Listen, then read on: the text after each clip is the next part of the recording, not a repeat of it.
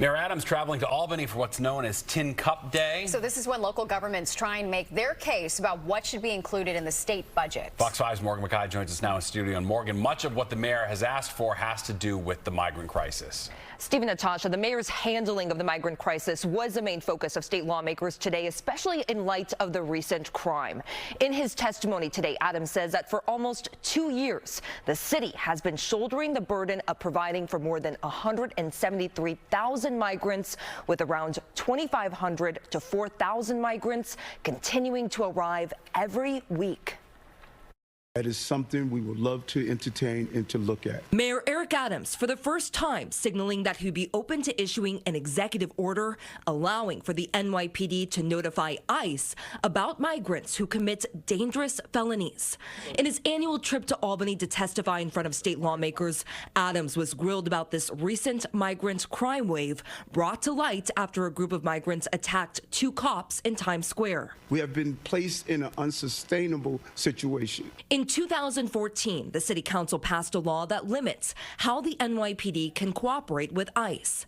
This, along with other related laws, make up New York's sanctuary city policies.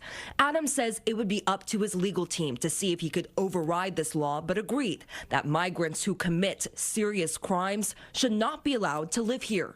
I believe if you create repeated felonies in our city, the federal government should do its job and have that individual deported from our city. I think an executive order allowing ICE to be notified by the NYPD will restore public safety. However, when it comes to the sanctuary city policies as a whole, do you stand on the policy that New York City should remain a sanctuary city?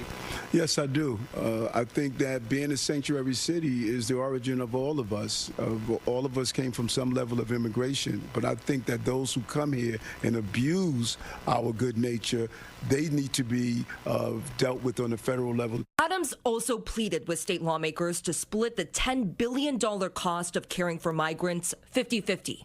Governor Kathy Hochul originally pitched having the city, state, and federal government split the cost of caring for migrants 3 ways. But Adams says the federal government isn't even coming close to matching that. Even in the proposed bill that came out of the Senate, there's nowhere near a third. I think it's $1.4 billion for the entire crisis.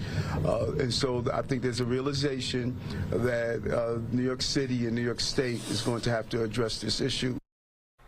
Now, state Senate Republicans also sent this letter today to Governor Kathy Hochul, asking that she remove Manhattan District Attorney Alvin Bragg from his post after his office only requested bail for one of the migrants accused of attacking the NYPD officers, allowing at least 4 others to walk out after their arraignment. Hochul's office did not respond to a request for comment by Airtime. Steve, Natasha. All right, Morgan, thank you so much.